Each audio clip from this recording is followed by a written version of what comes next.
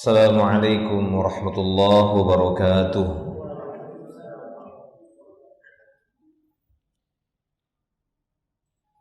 Innal hamdalillah nahmaduhu wa nasta'inuhu wa nastaghfiruh wa na'udzu billahi min shururi anfusina wa sayyiati a'malina. Man yahdihillahu fala mudilla lahu ومن يضلل فلا هادي له. أشهد أن لا إله إلا الله وحده لا شريك له وأشهد أن محمدا عبده ورسوله. اللهم صل وسلم على رسول الله نبينا محمد صلى الله عليه وسلم وعلى آله وأصحابه ومن تبعهم بإحسان إلى يوم الدين.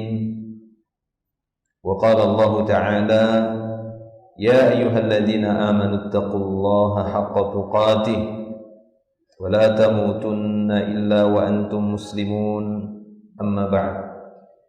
معاشر المسلمين والمسلمات rahimani Allah wa iyyakum ajma'in. Hamdalillah, segala puji hanya milik Allah Subhanahu wa taala. Kita bersyukur kepada Allah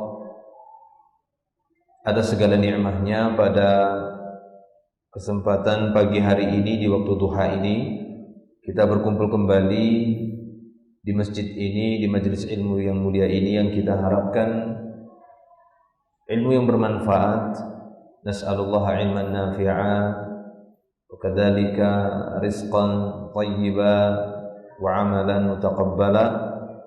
Kita mohon dan meminta kepada Allah agar kita diberikan ilmu yang bermanfaat, dilimpahkan bagi kita semua rezeki yang luas, rizqan wasi'an thayyiba, diluaskan rezeki kita semua dengan rezeki yang baik, serta amal kita diterima di sisi Allah Subhanahu wa taala. Wa nas'alullaha aidan as-salamah wal afiyah fi ajsamina wa fi ahlina.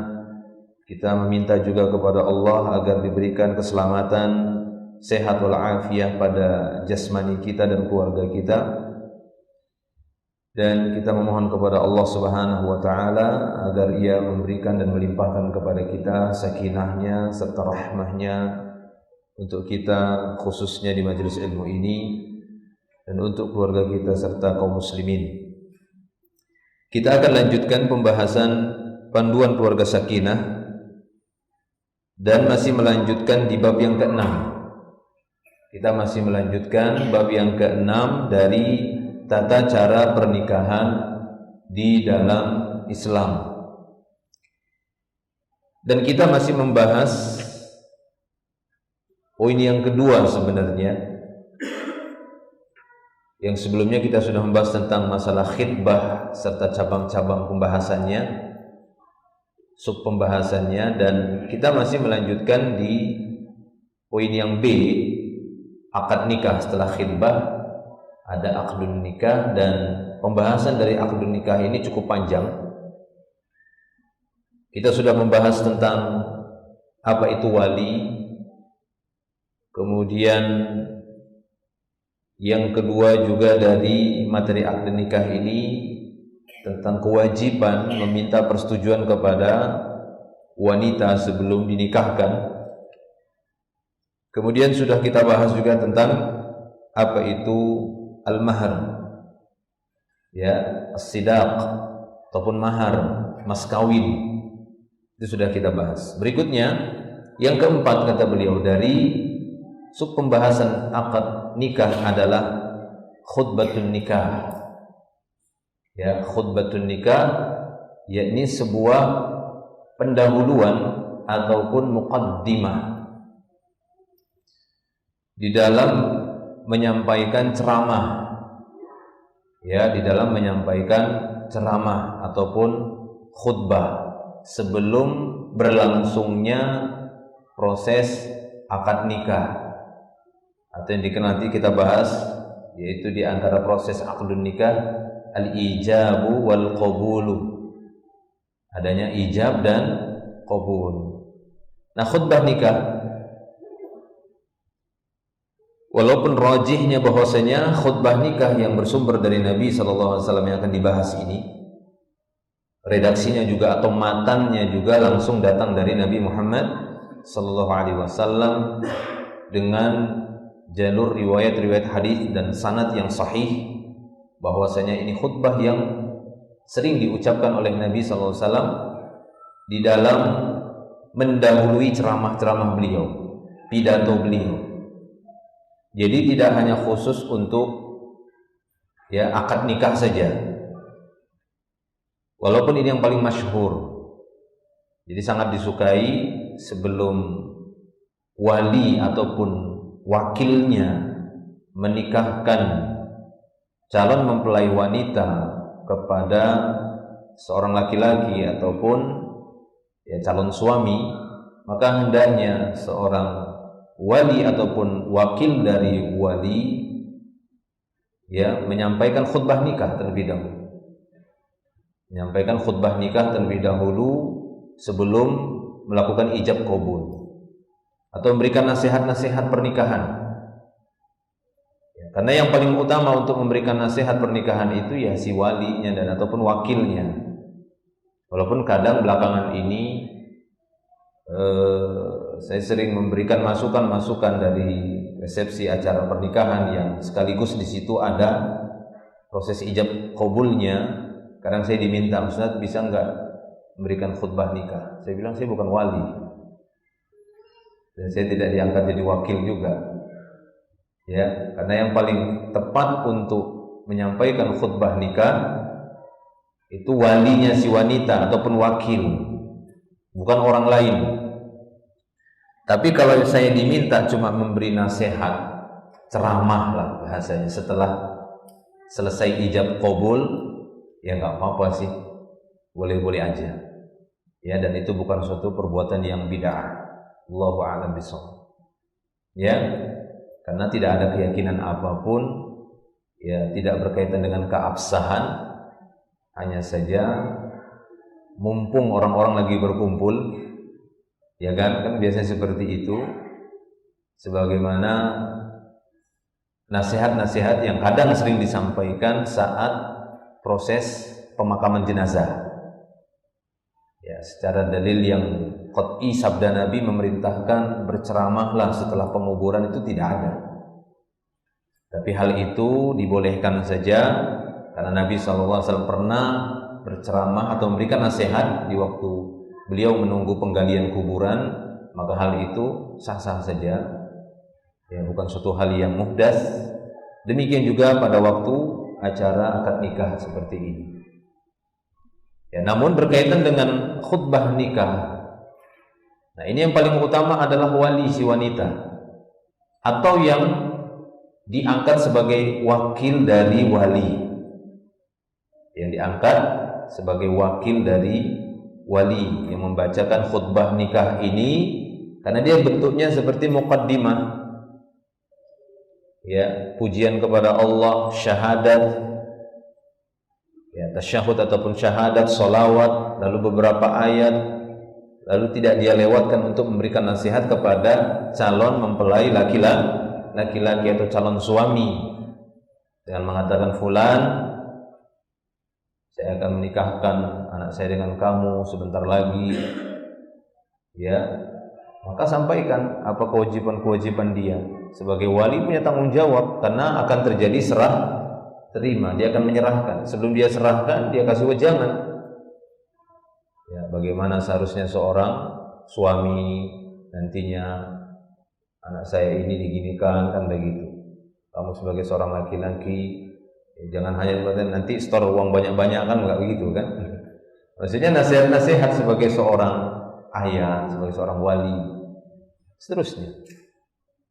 Bergaulah dengannya secara ma'ruf, berbuat baik, ajarilah dia, periksalah ibadahnya dia, awasi dia, dan seterusnya, didiklah dia dan semisalnya.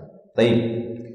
Walaupun yang paling utama di sini khutbah nikahnya. Maka di sini kata beliau, menurut sunnah sebelum dilangsungkan akad nikah diadakan khutbah terlebih dahulu ceramah dulu walinya, diceramahin itu, calon suaminya diceramahin, ya, beserta orang-orang yang ada di sekitarnya bisa mendengarnya.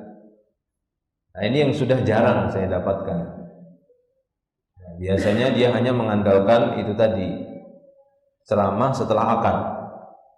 Ya, padahal yang lebih utama itu si wali ataupun wakil dari wali menceramahi calon suami atau si laki-laki mempelai laki-laki yang diceramahin. Ya, diberikan wejangan-wejangan diniyah tentang ayat-ayat yang berkaitan dengan tanggung jawab laki-laki di dalam rumah tangga disampaikan kepadanya.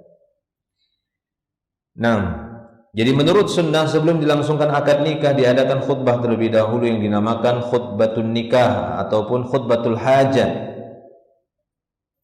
Ya.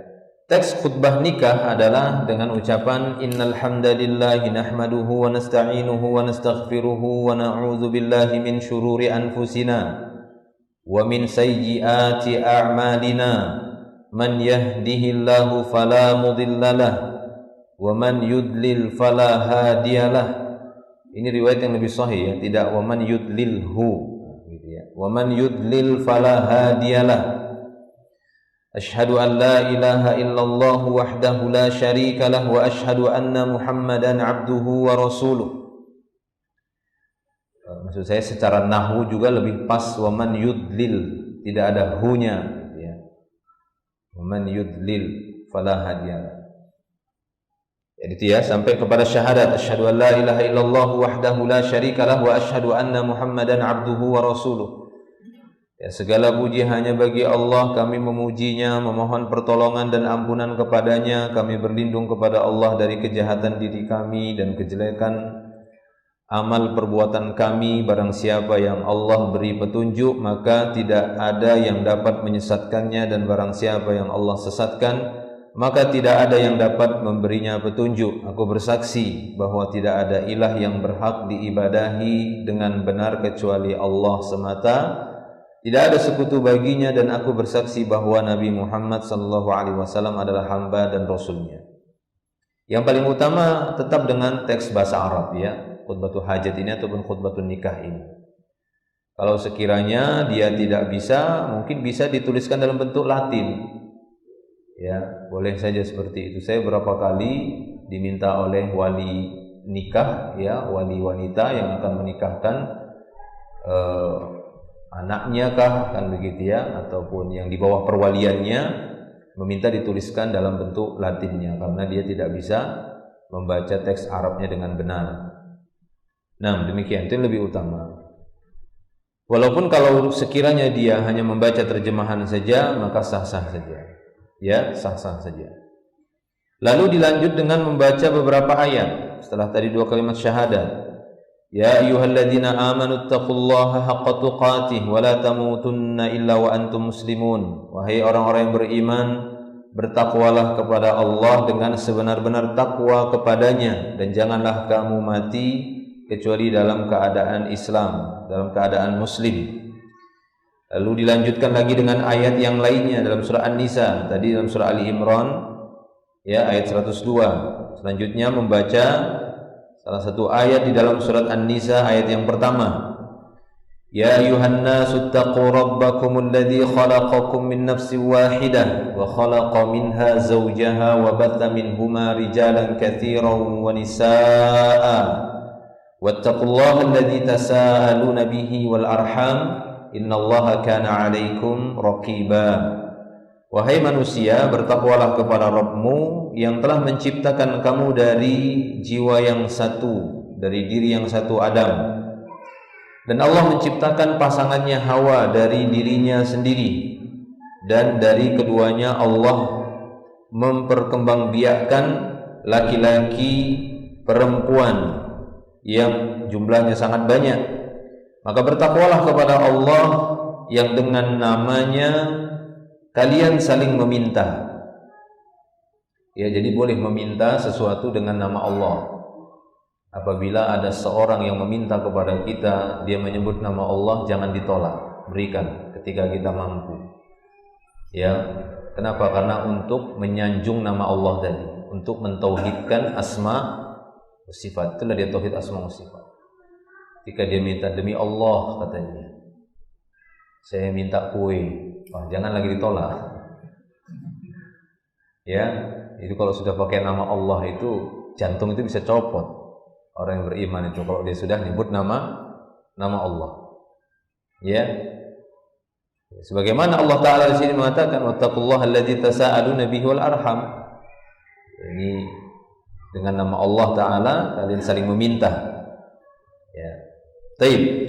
Bertakwalah kepada Allah dengan namanya kamu saling meminta dan peliharalah hubungan kekeluargaan. Sesungguhnya Allah selalu menjaga dan mengawasimu. Atau ayat berikutnya ada 3 ayat ya dalam surat Al-Ahzab di ayat 70-71.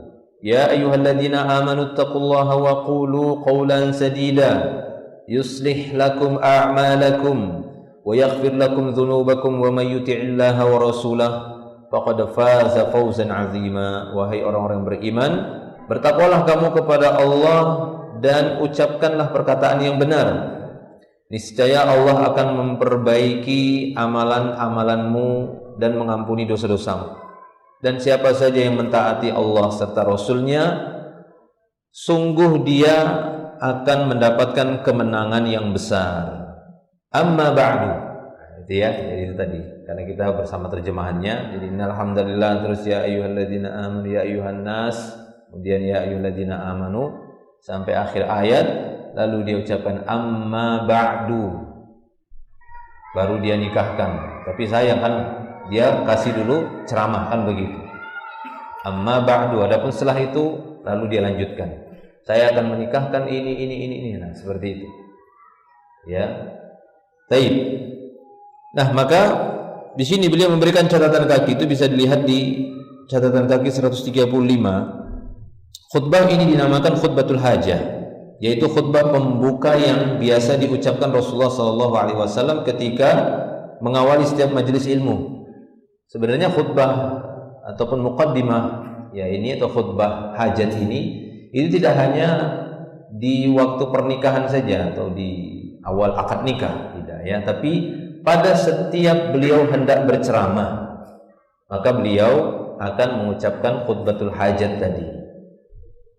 Ya, dalam setiap majelis ilmu beliau mengajarkan khutbah ini kepada para sahabat.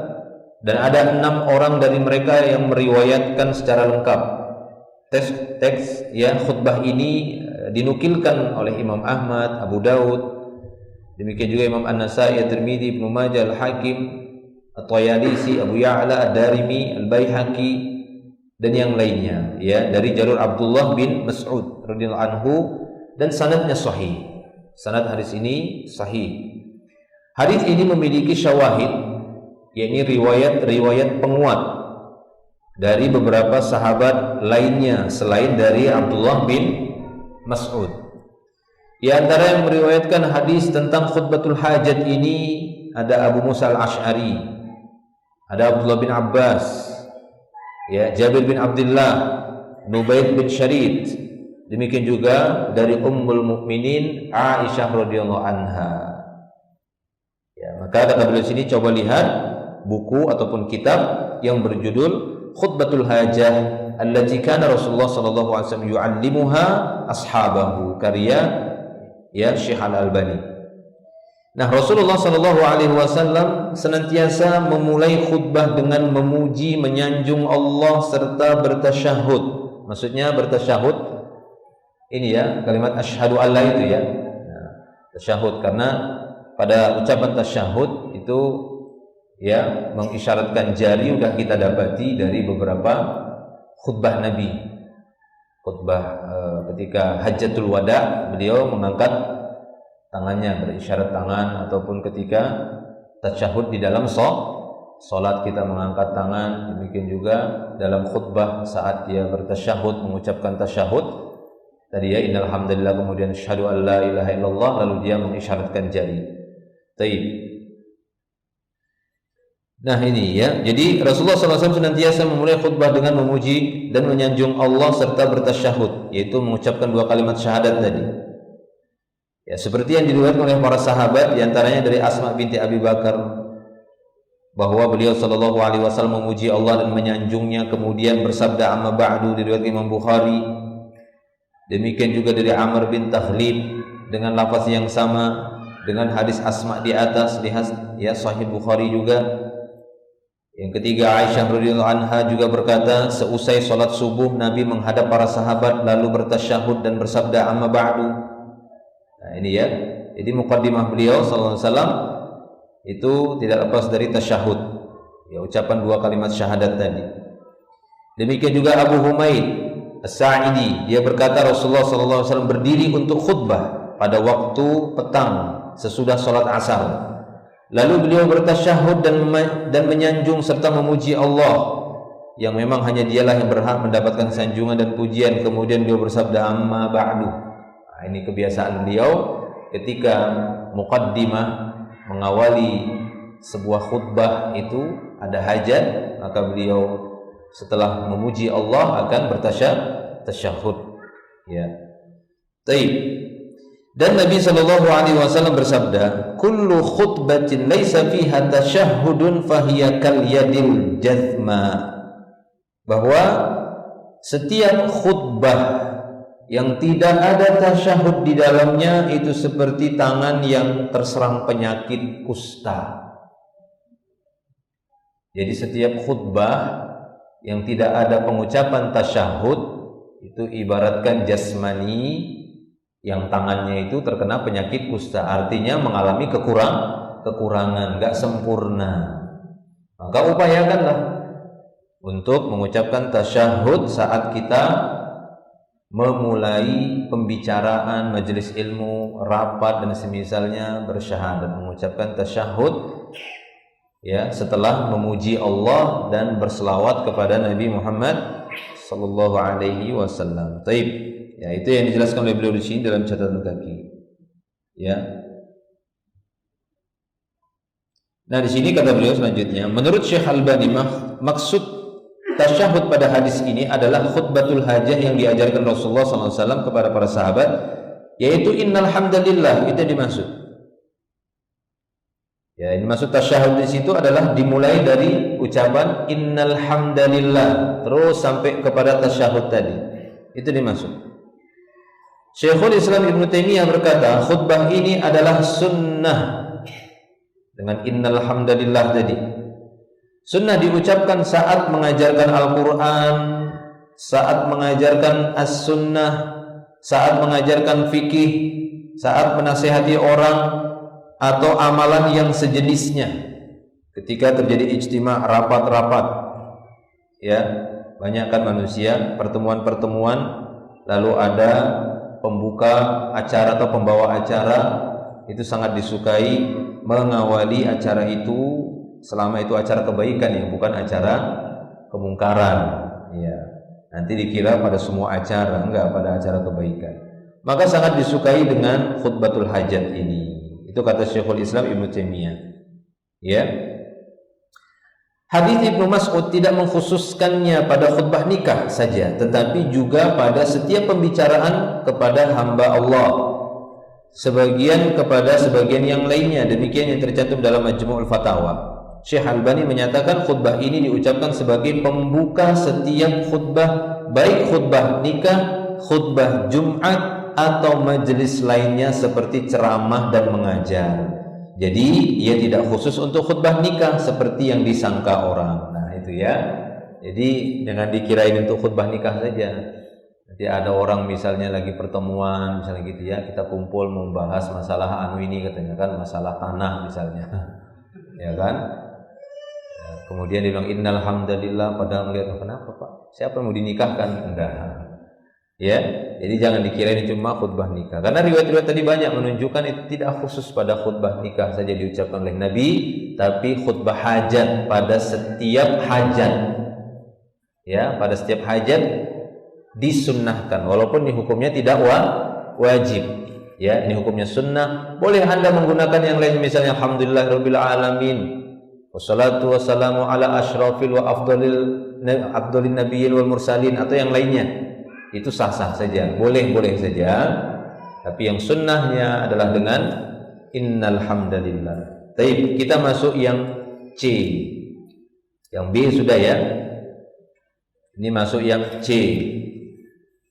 Ya, yang B di sini beliau lebih kepada akad nikah, membahas ya definisinya, dan di sini yang C itu lebih kepada akad nikah, ini prosesinya, dan ijab qabul. Ya, al-ijabu wal qabulu. Al-ijabu wal qabul. Ya, kalau secara tulisan itu qabul itu qa, ba, waw dan lam. Qabul. Qafnya di fathah, jangan di dhammah. Nah, ya. Kalau di dhammah bahaya. Karena kalau di dhammah itu maknanya tempat keluarnya kotoran yang bagian belakang. Ya. Yang bagian depan, ya, bukan di belakang. Ya. Kalau dia di dhammah, qabul di fathah. Baik. Jadi akad nikah dan ijab qabul. Qabul artinya terima. Ya, qabul artinya menerima. Ijab ya ini menyampaikan yang mewajibkan. Saya wajibkan ini ya, saya terima kewajiban itu. Nah, gitu dia. Ya, jadi itu dipakai gitu ya. Saya wajibkan kamu untuk ngasih makan dia kan begitu. Membiayai dia, merawat dia, ngurusin dia, jaga dia. Lalu dia mengatakan, ya saya terima. Ya, sah berarti. Nah, begitu. Seakan-akan seperti itu. Baik, kita lihat sini. Akad nikah dan ijab qabul. Yang pertama, 2 rukun akad. Ya, 2 rukun akad.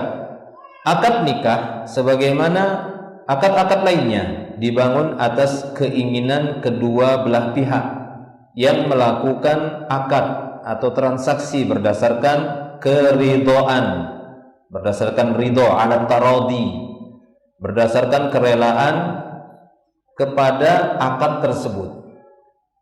Ya, jadi kedua belah pihak itu sama-sama sudah rela, ridho, dan tidak ada tipuan di dalamnya. Makanya segala bentuk hal-hal yang bisa mengarah kepada tipuan, ketidakjelasan, ini dicegah oleh para ulama, khususnya dalam akad nikah juga. Ya, dalam akad nikah. Sehingga sebagian para ulama memakruhkan prosesi akad nikah ini secara online.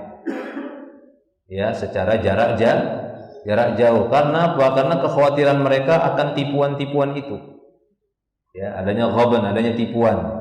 Ini bahaya, apalagi ini tidak hanya berkaitan dengan barang-barang biasa kan begitu, yang bisa dicetak kan begitu dengan gampang. Ya, menunggu seorang wanita ini bisa belasan bahkan puluhan tahun, 20 tahun jadi kan begitu. Ya, dengan cara yang enggak jelas seperti ini bisa rusak yang sudah dinanti-nanti bertahun-tahun, rusak kehormatan.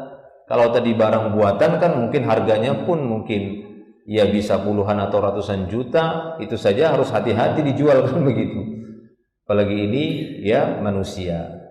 Maka ya para ulama enggak menyukai, ya, membenci proses akad nikah itu melalui proses online gitu. Walaupun ada sebagian yang membolehkan dengan catatan memang sudah tidak ada keraguan lagi tentang ya kejujuran dari masing-masing pihak. Nggak diragukan lagi. Ada sebagian yang membolehkan, tapi sebagian tetap mengatakan bahwasanya hal itu sangat mengkhawatirkan. Ya, wallahu a'lam bishawab. Sekiranya lebih utama ya ini dengan wakil. Nah, itu lebih bagus. Wakilnya berangkat. Ya, baik itu wakil dari wali atau wakil nanti dari si suami, si qabul yang mengucapkan kata qabul. Terserah mana yang mau datang. Itu boleh saja. Ya, si wali yang datang misalnya kepada si laki-laki, calon mempelai laki-laki, lalu dia nikahkan walaupun anaknya di kampung, boleh. Yang penting udah jelas kan begitu kan? Dia lihat, udah nazar, enggak apa-apa nazarnya jarak jauh kan begitu. Tapi kalau untuk ya prosesi akad tadi, maka lebih utama dia ketemu atau melalui wakil. Ya, diwakilkan mungkin siapa dari keluarganya datang ke sana. Baik. Ya, kita bacakan di sini. Akad nikah sebagaimana akad lainnya dibangun atas keinginan kedua pihak yang melakukan akad berdasarkan kerelaan kepada akad tersebut. Sebab keinginan dan kerelaan termasuk perkara tersembunyi yang tidak bisa dilihat manusia. Maka masing-masing dari kedua belah pihak wajib menyatakan sesuatu yang menunjukkan bahwa ia menerima dan menyetujui akad tersebut. Jadi pastikan si laki-laki memang setuju, si wanita juga memang betul-betul setuju. Si wanita apabila dia thayyib, ayyim ataupun dia janda misalnya, maka diminta izinnya. Jika wanita tersebut adalah bikr atau dia masih gadis, maka hendaknya diminta izinnya. Ya, kalau janda diminta perintahnya, kalau gadis diminta izinnya, diminta izinnya yaitu dengan diamnya dia. Seperti yang pernah kita bahas. Ya, karena masalah kerelaan, keridhaan ini kan perkara hati. Sesuatu yang tersembunyi dalam tubuh manusia, dalam batin manusia, ini susah mengetahuinya kecuali ada sinyal. Ya kan, yang menunjukkan dia setuju ataupun rela. Apakah itu dengan ucapan iya, atau dengan diam, senyum, dengan tulisan, kan, atau dengan isyarat seperti orang yang abkam, akhros, yang nggak bisa bicara.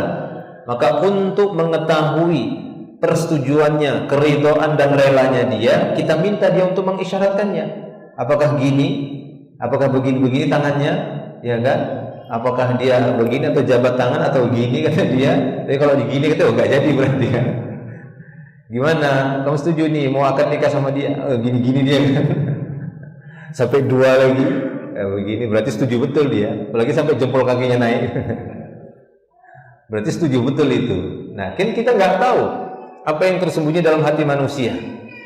Ya, maka untuk mengetahuinya kita minta persetujuannya. Maka lafaz-lafaz yang menjadikan akad sempurna dan menunjukkan kerelaan kedua belah pihak atas isi akad itu disebut ijab dan qabul. Keduanya adalah rukun akad menurut kesepakatan para ulama. Jadi ini rukun akad nikah itu ada pada al-ijabu wal qabulu. Ya, ijab qabul. Apa itu ijab? Kata beliau di sini, ijab adalah lafaz atau yang mewakili lafaz, boleh. Apa yang mewakili lafaz? Tulisan. Ya, ketika tulisan disetujui oleh yang berucap, misalnya, si pengucap, si mujib dan si qabil, kan begitu. Ketika kedua-duanya mewakilkan dalam tulisan, maka ini sah. Maka ini sah apabila dia ada uzur, maksudnya. Bukan gak ada uzur ya. Kalau tanpa uzur dia bisa bicara tapi pakai tulisan, nah ini tidak diterima karena harus ucapan, karena dia bisa berucap. Nggak harus satu nafas. Nah, itu memberatkan aja itu ya. Nggak saya dapat di kitab-kitab ulama itu harus satu nafas. Bitanafusin wahidin misalnya, harus satu nafas. Nggak ada. Karena boleh. Lafaz tadi diwakili oleh tulisan dengan isyarat. Dan tidak semua orang mampu mengucapkan sesuatu satu nafas. Yang penting dari ucapannya tadi sudah mewakili bahwasanya dia setuju. Dia setuju.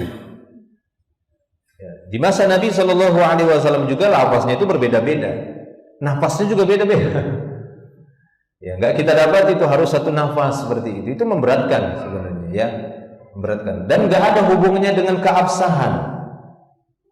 Masalah nafas itu, itu tidak ada hubungannya dengan keabsahan ucapan.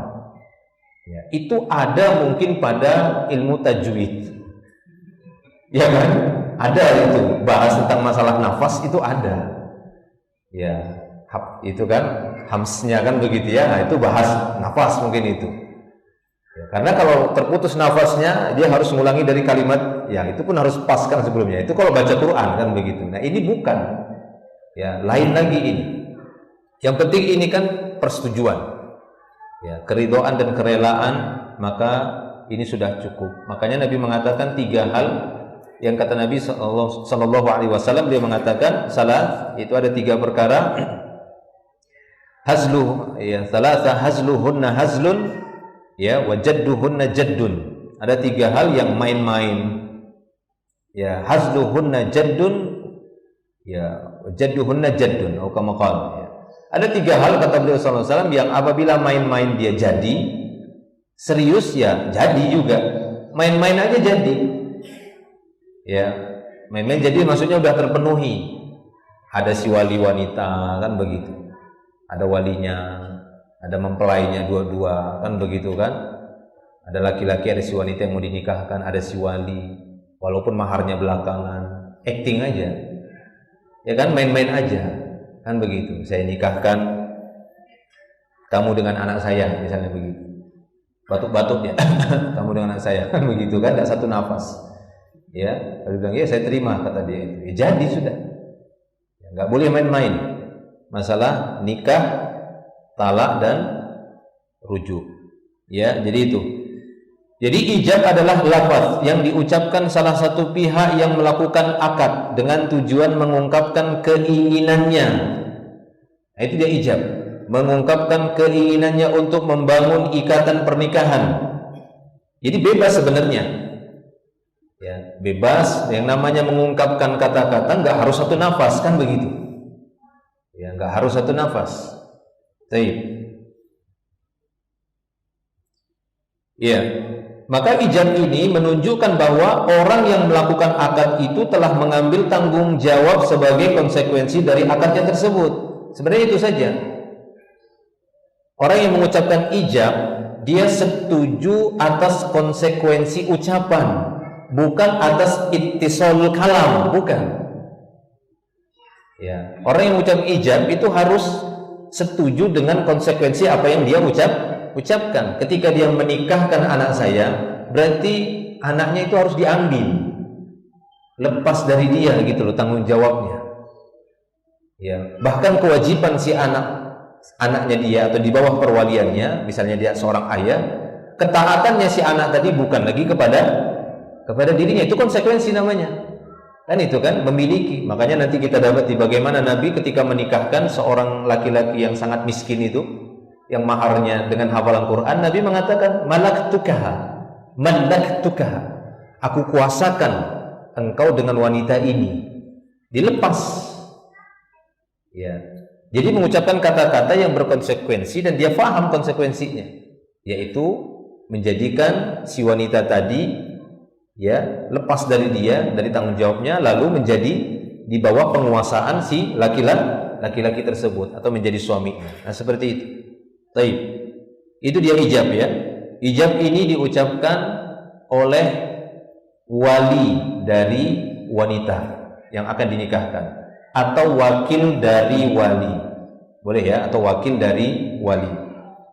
Adapun qabul adalah lafaz yang diucapkan oleh pihak kedua yang menjalin akad untuk mengungkapkan kerelaan dan persetujuannya terhadap isi akad. Nah, qabul ini melihat saja dia, nggak harus nafasnya, bukan satu nafasnya, tapi dia lihat kata-kata yang terucap itu sudah cukupkah atau belum untuk mewakilkan ya, atau untuk menyerahkan yang menjadi miliknya kepada dirinya. Sekiranya kata-kata yang diucapkan oleh ya sahibul ijab tadi atau si mujib tadi, dia anggap bahwasanya ini belum cukup. Ya, dengan bahasa-bahasa isyarat misalnya yang kurang begitu meyakinkan. Apa misalnya ya? Ya. Misalnya aku akan sandingkan kamu dengan anakku. Ya, masih ragu dia, kok sandingkan, Pak? Ya kan? Misalnya seperti itu bahasanya. Nah, maka harus dicari kalimat yang memang itu menunjukkan atau isyarat bagi orang yang tadi akhros. Ya, isyarat yang menunjukkan bahwasanya dia sudah serahkan. Mungkin dia bilang misal begitu kan? Kata gitu. Nah, misal begitu kan misalnya. Ya, artinya menunjukkan bahwasanya dia sudah serahkan. Ya. Ya, bawa. Ya. Baik. Nah, karena kita ketika berbicara masalah ini kan tidak hanya sebatas berbicara pada orang yang bisa berucap saja kan begitu. Ada orang-orang yang seperti itu dan itu masuk ke dalam kategori pembahasan ini. Ya. Nah, jadi adapun qabul adalah lafaz yang diucapkan oleh pihak kedua yang menjalin akad untuk mengungkapkan kerelaan dan persetujuannya terhadap isi akad. Nah, ijab dan qabul yang menyebabkan sahnya pernikahan ini, karena ini rukun akad nikah. Keduanya wajib dinyatakan oleh pihak yang sah mengadakan akad nikah, yaitu kedua pihak yang telah lamaran. Jika masing-masing dari keduanya memiliki kredibilitas ya untuk melakukan akad pernikahan, demikian pula sah dilakukan oleh wakil dari suami atau istri. Nah, boleh ya, boleh wakil dari suami, wakil dari istri, atau calon suami, calon istri, itu boleh mewakilkan. Sebab akad nikah itu boleh diwakilkan sebagaimana akad-akad lainnya. Boleh. Seperti yang saya gambarkan tadi, bagaimana pernikahan jarak jauh gitu ya, pernikahan online. Maka kirimkan saja wakil. Ya, kirimkan saja wakil. Misalnya wali nggak bisa datang, kirim wakilnya. Ya, diwakilkan nanti sama ini. Ya, atau dia mengangkat wakilnya yang dia percaya untuk menikahkan putrinya ataupun anaknya. Nah, seperti itu. Atau diwakilkan calon suami, boleh. Ya, si suami nggak bisa datang ke acara misalnya, ada uzur atau apa. Ya kan bisa saja, memungkinkan itu suatu kejadian tawari misalnya pada hari H si suami nggak bisa datang ke acara akad nikah, maka yang datang wakilnya, ya, yang mewakilkan, bukan dia nanti dinikahkan. Kan disebutkan namanya, kan begitu. Si wali mengatakan saya nikahkan misalnya keponakan saya atau adik perempuan saya dengan si fulan, ya kan, bin fulan yang diwakili oleh kamu, kan begitu. Ya, maka saya sebagai wakil menerima nikahnya ya bapak atas adik bapak yang bernama fulana binti fulan, kan begitu ya, dengan siapa itu si wakil itu? Teman saya, kan begitu. Sahabat dekat saya yang bernama, jangan sama saya, kan begitu ya. Nanti nikahnya sama temennya, kan begitu kan. Nah, ini rumput makan pagar. Salah ya. Pagar makan tanaman. Rumput makan pagar. Tapi ya, jadi boleh diwakilkan, itu boleh. Dan para ulama sudah membahas itu dan ini sah saja. Ya, wakil dari wali atau wakil dari suami, calon suami. Ya, yang mengucapkan qabul, karena yang mengucapkan ijab itu wali dari wanita atau wakil dari wali si wanita. Paham ya? Nah, kemudian yang kedua, syarat-syarat terlaksananya akad pernikahan, syarat-syarat mengenai lafaz akad. Nah, ini ya bagi yang bisa mengucapkan lafaz-lafaz tersebut. Disyaratkan mengenai lafaz ijab qabul agar menggunakan kata-kata yang menunjukkan kepada pernikahan. Nah, itu tadi. Kalau sanding kan belum gitu ya. Saya sandarkan kamu misalnya gitu, kayak kapal aja gitu disandarkan. Jadi hal-hal yang memang menunjukkan itu semakna dengan nikah, zawaj. Ya, kalau kita dalam bahasa Indonesia apa? Nikah itu bahasa Arab sebenarnya. Kalau kita dalam bahasa Indonesia kawin. Nah ya, kawin boleh. Ya, itu lebih tegas lagi gitu kan. Saya kawinkan, kan begitu ya. Nah, saya kawinkan misalnya adik saya perempuan bernama fulana binti fulan ya, dengan mahar sekian dengan kamu wahai fulan. Nah, seperti itu, pakai kata kawinkan. Kalau nikah kan itu kan dalam bahasa Arab ya, bahasa Indonesia kawin. Apalagi bahasa yang lainnya, sinonimnya. Ada gak yang lain? Yang kita pahami itu bukan isyarat ya. Kalau sandingkan, sandarkan itu enggak begitu mewakili itu. Nanti dikirain kapal laut. Ada kata-kata yang lain sinonimnya kawin? Enggak ada ya? Enggak ada. Tapi kadang orang Indonesia itu membedakan nikah sama kawin. Ya kan? Iya. Jadi lu dapatin begitu. Padahal sebenarnya ya sama saja kan begitu. Perkawinan, pernikahan. Taib ya. Jadi disyaratkan mengenai lafaz ijab dan qabul ini agar menggunakan kata-kata yang menunjukkan kepada pernikahan seperti ankahtu, ini kalau bahasa Arabnya ya, aku nikahkan, zawwajtu, aku kawinkan, malaktu, aku kuasakan, bi'tu, boleh, aku jual. Ya, karena jual beli itu serah terima. Bi' ya, ba'a ya bi'ubai. Kita jangan memahami itu ya ini ya dengan pemahaman yang sangat sempit gitu ya. Kalau dalam istilah bahasa Arab itu bai' itu secara takrif definisinya itu kan menyerahkan yang menjadi milik dia, lalu dia mengambil tabadulnya, badalnya, gantinya, barternya, kan begitu, tukar menukar. Nah begitu, apa yang diambil boleh seperti itu, bi'tu atau wahabtu. Nah ini boleh juga, aku hibahkan. Ya beda ya kata hadiah dengan ya hibah. Kalau hibah memang dalam bentuk yang sangat besar ya, jadi boleh itu digunakan daripada dia mengatakan ahdaitu, aku hadiahkan. Tidak boleh ya, lebih boleh itu wahabtu, aku hibahkan, daripada dia mengucapkan ahdaitu, aku hadiahkan anak perempuanku, kan enggak ya misalnya gitu, tapi wahabtu. Taib. Dan sejenisnya. Akad nikah sudah terrealisir menggunakan atau menurut urf, kebiasaan yang berlaku atau adanya indikasi kepada pernikahan. Nah, boleh juga menggunakan urf. Ya, tidak harus lafaz-lafaz Arabiah tadi saja, enggak. Kalau memang mampu itu boleh, bagus. Ya, tapi kalau sekiranya itu dengan ungkapan-ungkapan secara adat ataupun urf menunjukkan bahwasanya itu adalah serah terima dalam pernikahan, dalam akad, ya maka boleh saja dengan berbagai bahasa yang ada di daerah masing-masing. Ya, di daerah saya beda kan, nggak pakai ankahtu, nggak pakai zawwajtu, tapi pakai bahasanya di sana, kan begitu. Sulawesi atau Jawa, ya, Kalimantan, ya, dan semuanya berbagai macam suku. Jika secara uruf bahasa itu mewakili sejenis dari apa yang tadi kita bahas, mengindikasikan serah terima pernikahan, maka ini sah saja. Taib.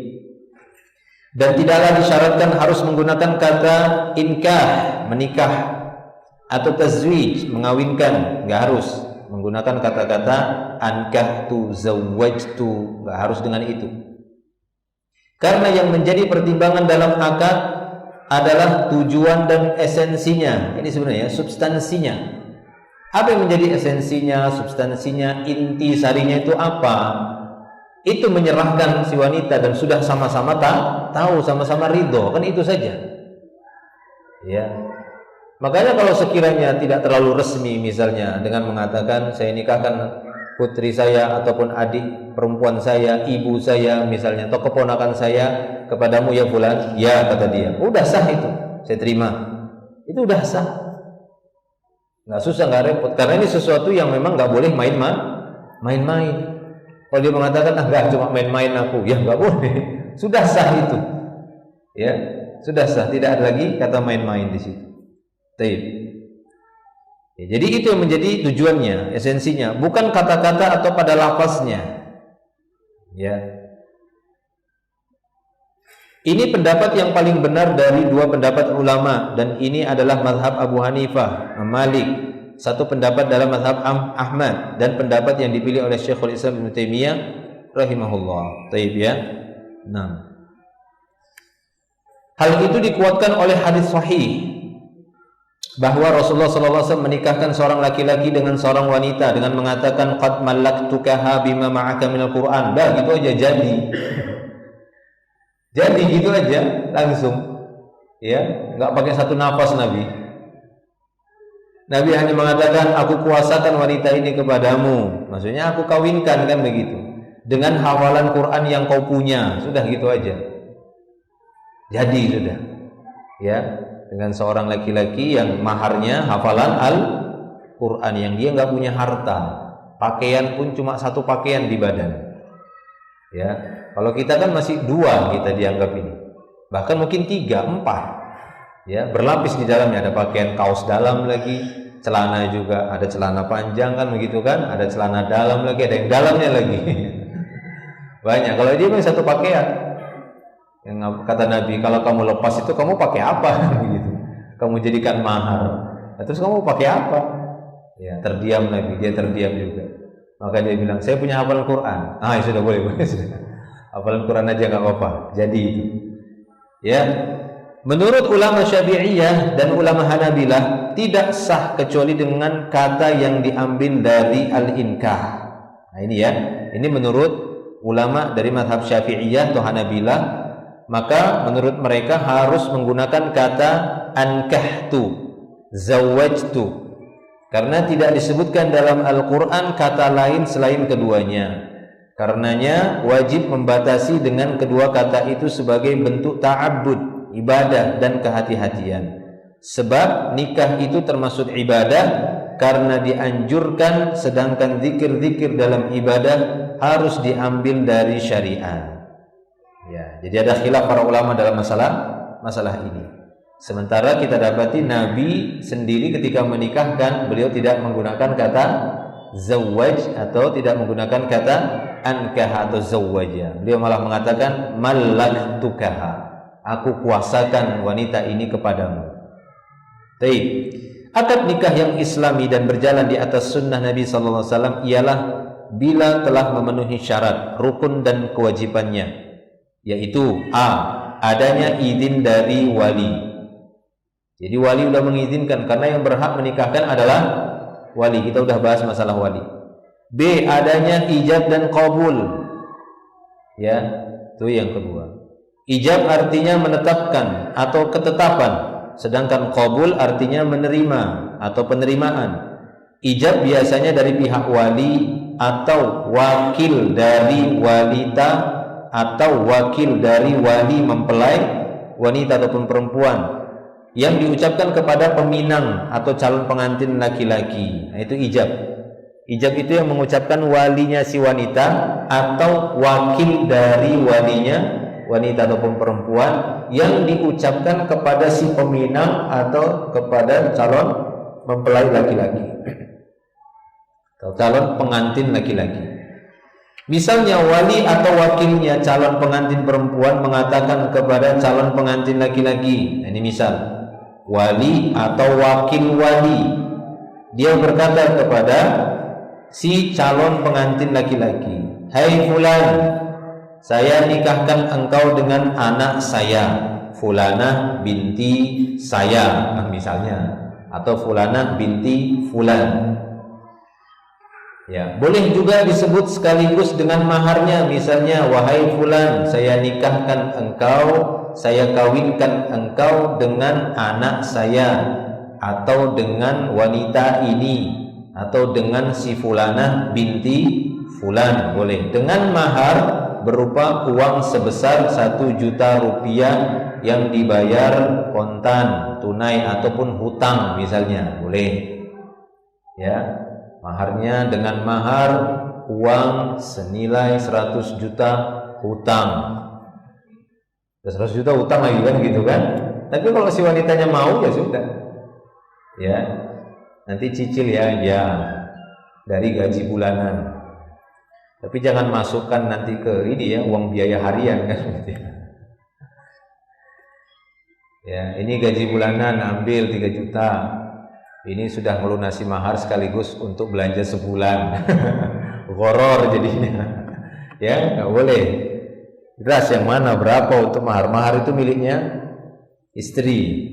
Kalau untuk biaya bulanan, untuk masak dan selainnya, itu memang kewajiban si suami. Baik ya. Ya, kemudian inilah yang dinamakan ijab ya. Ini dinamakan ijab. Boleh tadi sampai situ saja tanpa penyebutan mahar, boleh. Karena mahar itu tidak harus disebutkan di dalam ijab. Ya. Karena melihat mahar itu boleh tertunda, berarti itu konsekuensi dari akad saja. Ya, yang wajib setelah terjadinya akad. Ketika sah, berarti kewajiban bagi si suami untuk memberikan mahar yang sudah dia sebutkan di awal. Nah, itu dia. Jadi kalaupun tidak dia sebutkan, maka sah saja. Baik. Kemudian sang calon pengantin laki-laki menjawab, saya terima nikahnya, atau dia mengatakan saya terima nikahnya dengan mahar yang disebutkan, boleh juga begitu. Ya, misalnya dia nggak mau repot-repot, wahai fulan, saya nikahkan keponakan saya yang bernama Fulanah binti Fulan dengan mahar atau mas kawin, ya, seperangkat alat sholat dan emas, cincin emas 3 gram, kalung 4 gram, gelang 10 gram, dibayar tunai. Dah hafal dia begitu kan? Maka dengan saya terima nikahnya ponakan bapak, kan begitu ya, dengan mahar yang bapak sebutkan, sah. Kan begitu kan? Ringkas saja, boleh seperti itu. Ya, baik.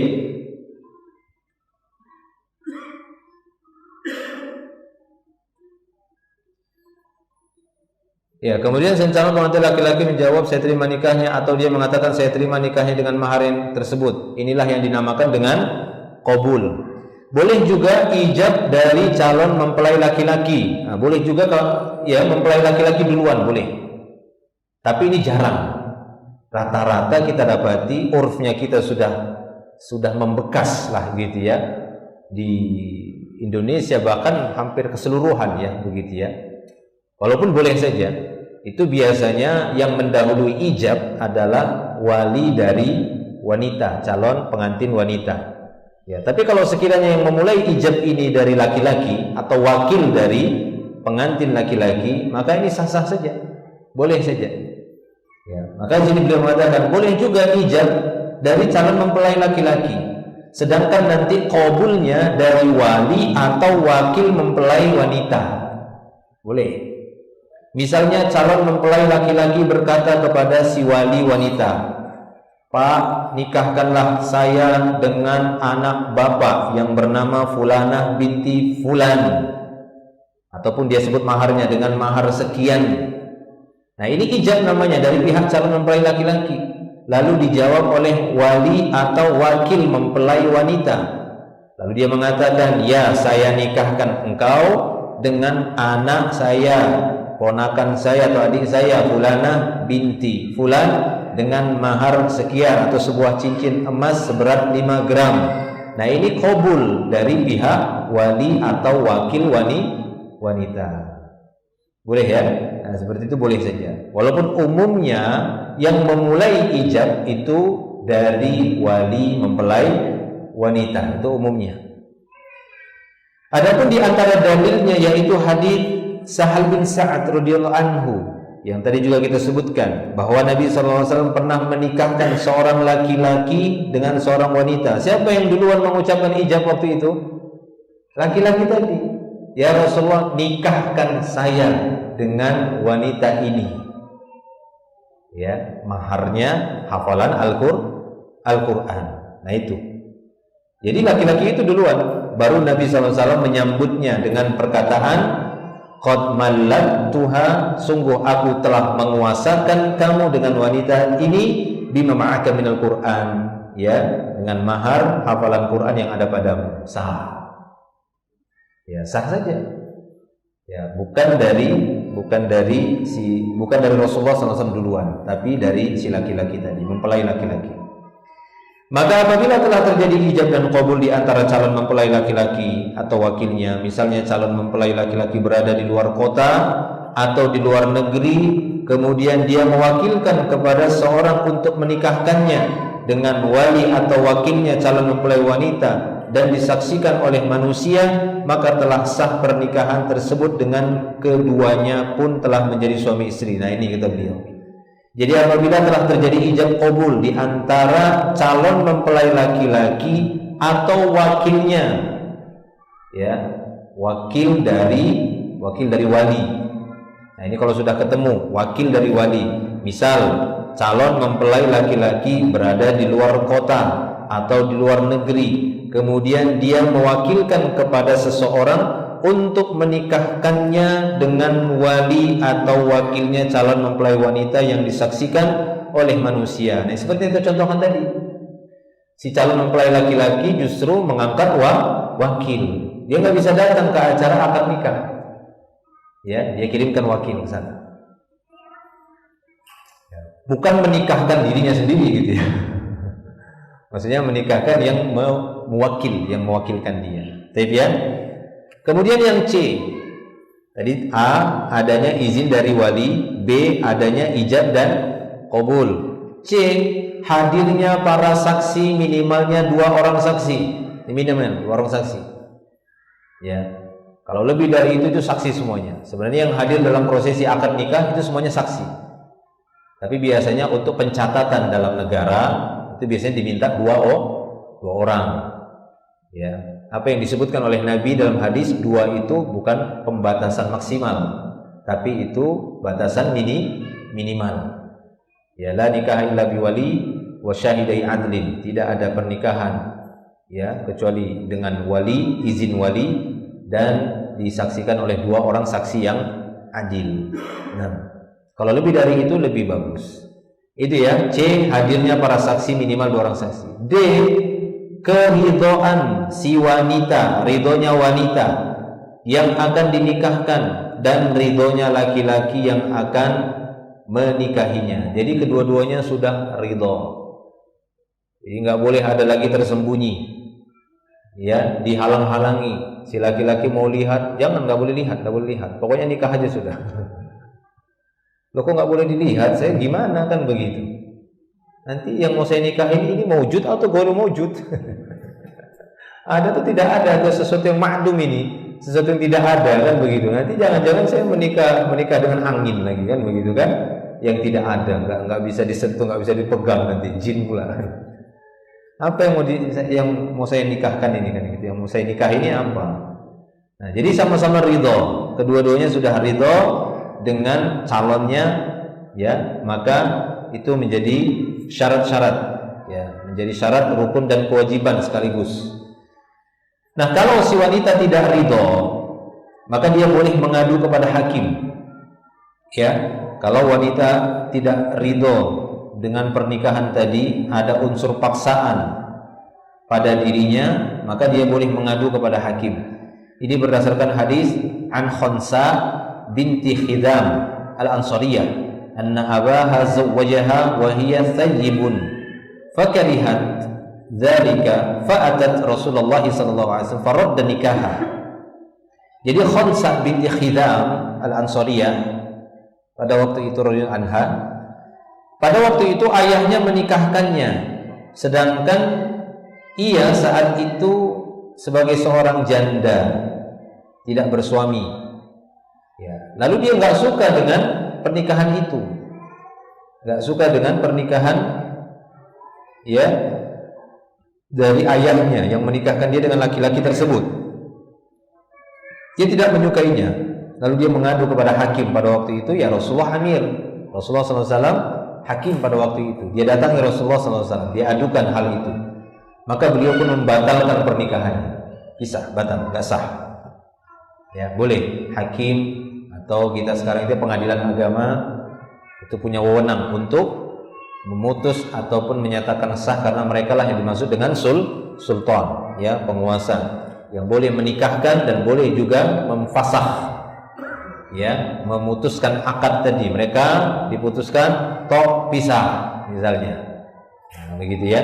Baik. Dan berdasarkan hadis an Abi Salamah anna Aba Hurairah haddatsahum anna Nabiy sallallahu alaihi wasallam qala la tunkahul ayyimu hatta tusta'mar wa la tunkahul bikr hatta tusta'dzan. Qalu ya Rasulullah wa kaifa idnuha? Qala an taskut. Dari Abu Salamah bahwa Abu Hurairah radhiyallahu anhu menceritakan kepada mereka, sesungguhnya Rasulullah sallallahu alaihi wasallam bersabda, ya, seorang janda itu tidak boleh dinikahkan sampai dimintai perintahnya, dan seorang gadis itu tidak boleh dinikahkan sampai dimintai izinnya. Mereka bertanya, ya Rasulullah, bagaimana tahu izinnya seorang anak gadis? Beliau pun menjawab, dengan diamnya dia, itu tanda dia izin untuk dinikahkan. Jadi kesimpulannya bahwa akad nikah yang sesuai dengan sunnah Nabi SAW adalah sebagai berikut: A. Adanya izin dari wali. B. Adanya rasa suka sama suka dari kedua calon mempelai laki-laki dan wanita. C. Adanya mahar. D. Adanya ijab qabul. E. Adanya para saksi yang hadir, minimal 2 orang saksi. Nah, ini hafalkan ya, jangan lupa lagi kalau ditanya apa hal-hal yang harus ya dipenuhi untuk keabsahan akad nikah, maka sebutkan yang 5 tadi. Ya, sebutkan yang 5 tadi. Izin dari wali wanita, persetujuan dari kedua mempelai, mahar sudah ditentukan apa, walaupun nanti penyerahannya belakangan. Dalam prosesnya itu ada ijab qabul tadi, yang mana masing-masing mujib dan qabulnya orang-orang yang sah. Jangan nanti para hadirin yang mengucapkan qabul, ya terima katanya, itu tidak sah, kan begitu ya. Kemudian juga adanya para saksi. Baik. Kemudian yang ketiga, akad nikah dengan selain bahasa Arab. Jika salah satu dari kedua belah pihak tidak mengerti bahasa Arab, maka boleh melangsungkan akad nikah dengan selain bahasa Arab menurut kesepakatan ulama. Boleh ya, tanpa bahasa Arab juga boleh. Artinya bahasa masing-masing. Kita bahasa ini satu bahasa daerahnya karena sesama daerah, lalu pakai bahasa daerah itu, kecuali beda daerah, kan begitu. Yang satu pakai bahasa daerahnya sendiri, yang qabul, yang ijab pakai bahasa daerahnya, yang qabul pakai bahasa daerahnya, nggak paham ya. Maka ini nggak boleh, harus memakai bahasa yang masing-masing sudah paham. Ya, kalau kita di Indonesia bahasa persatuan adalah bahasa Indonesia. Kami bangsa Indonesia, kan begitu ya. Bahasa persatuan, bahasa Indonesia. Baik. Jika kedua belah pihak mengerti bahasa Arab dan keduanya dapat melangsungkan akad dengan bahasa Arab, nah sama-sama paham, maka ketika itu menurut para ulama Syafi'iyah dan juga ulama Hanabilah tidak diperbolehkan melangsungkan akad nikah dengan selain bahasa Arab. Nah, itu dia. Ya, yang sudah belajar bahasa Arab ini menurut mazhab ya Hanabilah dan Syafi'iyah, kalau dari si mujib, walinya si wanita paham bahasa Arab, ya, kemudian si calon mempelai laki-laki juga orang pesantren misalnya, atau udah pernah les bahasa Arab, ikut privat atau daurah bahasa Arab, ya, udah paham bahasa Arab, maka menurut mazhab Hanabilah, Syafi'iyah tidak dibolehkan mereka menggunakan selain bahasa Arab karena mereka orang yang sudah mampu, ya, nggak diperbolehkan. Baik. Pendapat yang benar adalah itu dibolehkan, yang rajih. Itu tadi menurut dua mazhab Hanabilah dan Syafi'iyah. Syekhul Islam Ibnu Taimiyah rahimahullah berkata, mengharuskan dengan lafaz bahasa Arab dalam akad pernikahan adalah sangat jauh dari prinsip-prinsip mazhab Ahmad dan nas-nasnya, dan jauh dari usul dalil-dalil syar'i, sebab nikah itu sah dari orang kafir dan orang muslim. Ya, pernikahan itu sah dari orang kafir ataupun orang muslim. Akad nikah meskipun ia adalah ibadah yang dilakukan untuk mendekatkan diri kepada Allah, sesungguhnya ia seperti membebaskan budak dan seperti bersedekah. Sehingga dalam pembebasan budak apakah harus bahasa Arab? Tidak. Dalam bersedekah apakah harus bahasa Arab? Tidak juga. Ya, untuk melepaskan hartanya, untuk melepaskan budaknya dia merdekakan, apakah harus bahasa Arab? Tidak. Ya, ketika seorang ingin mensedekahkan hartanya, mewakafkan tanahnya, apakah harus bahasa Arab? Tidak. Ketika dia lepaskan hak kepemilikan atas tanah itu, nggak harus bahasa Arab. Ya, tapi bahasa yang dipahami bahwasanya itu merupakan pelepasan hak, begitu ya, kepemilikan sudah lepas.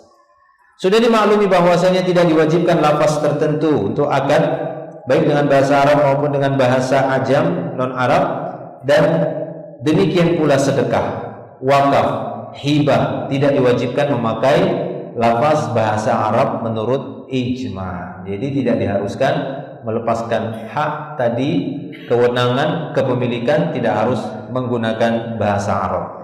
Kemudian jika seorang ajam non Arab belajar bahasa Arab pada saat itu juga. Boleh jadi ia tidak mengerti makna dari lafaz itu, sebagaimana ia memahaminya dari bahasa yang dipakainya sehari-hari. Kadang ada beberapa resepsi pernikahan, ya, kasihan, kadang mungkin ya kasihannya itu dari satu sisi ataupun kedua-duanya, yang mungkin ada segelintir atau sebagian saja menginginkan agar berbahasa Arab ijab kabulnya. Akhirnya jauh-jauh hari si wali yang udah sepuh misalnya, ya, jangankan bahasa Arab, baca Quran aja tidak bisa, tapi dipaksa untuk hafal. Ya, pas hari hanya belepotan kan begitu. Akhirnya kembali lagi ke laptop. Kembali lagi ke bahasanya aslinya kan begitu ya. Kembali lagi kepada bahasa aslinya. Jadi tidak perlu memaksakan sampai kepada hal itu ya. Sekiranya dikatakan dimakruhkan melakukan akad dengan selain bahasa Arab tanpa ada kebutuhan, sebagaimana dimakruhkan semua jenis percakapan selain bahasa Arab tanpa ada kebutuhan, maka perkataan ini terarah sebagaimana telah diriwayatkan dari Imam Malik, Imam Ahmad dan juga Imam Syafi'i rahimahumullah, yang menunjukkan atas kemakruhan membiasakan berbicara dengan selain Arab tanpa ada kebutuhan. Ya, memang para ulama tidak menyukai orang-orang Islam itu berbicara dengan bahasa-bahasa yang itu memang identik kepada orang-orang kafir. Ya, sejatinya ataupun seharusnya kaum muslimin itu kesehariannya itu lebih banyak kepada bahasa Arab, ya. Akan tetapi untuk perkara-perkara yang seperti ini yang mana hajatnya sangat ya diinginkan untuk difahami, maka cukup dengan ungkapan bahasa yang memang bisa difahami. Wallahu a'lam bishawab. Tapi mungkin cukup untuk materinya, udah pukul 11 ini. Nanti untuk walimatul urs, ini panjang walimatul urs. Nah, di pertemuan berikutnya ini pas nanti kita bahas di satu pertemuan saja ya, untuk walimatul urs sekaligus sama nyanyian-nyanyiannya. Nah, gitu ya. Ada di sini syair-syair nyanyiannya disebutkan juga. Bagaimana bentuk nyanyian yang dibolehkan, bukan pakai ya elektron, keyboard, drum, gitar, kan begitu ya. Tapi cukup materi sampai di sini. Mungkin ada yang bertanya, silahkan foto. Untuk pembahasan berikutnya kita bahas di teman berikutnya.